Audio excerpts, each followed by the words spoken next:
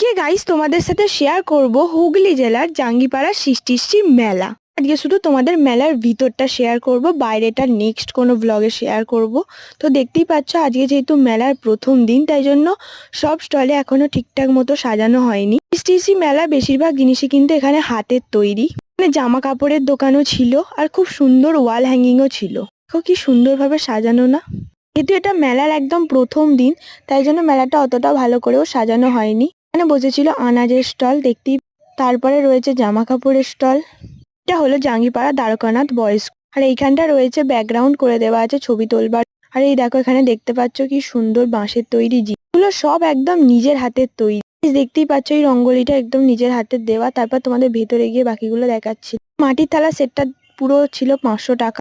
তোমরাও কিন্তু এই মেলায় আসতে পারো। এই মেলাটা হচ্ছে হুগলি জেলার জাঙ্গিপাড়া দ্বারকানাথ স্কুলের ঠিক পাশেই। মেলাটা ভীষণ বড় সৃষ্টিশ্রী মেলা। তোমাদের সাথে শুধু ভিতরটা শেয়ার করেছি, বাইরেটা কিন্তু এখনো শেয়ার করিনি। বাইরে তোমাদেরকে শেয়ার করব নেক্সট কোনো ব্লগে। এই যে আমি ক্লাস 9-এ পড়ি, বুঝতেই পারছো কতটা পড়াশোনার চাপ। তাই আমি তোমাদের সাথে ডেলি ব্লগ দেওয়ার চেষ্টা করি, বাট সবসময় পেরে উঠি না।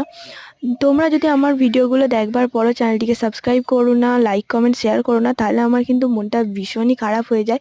তাই জন্য তোমরা প্লিজ চ্যানেলটিকে সাবস্ক্রাইব করে আমার পাশে থেকো।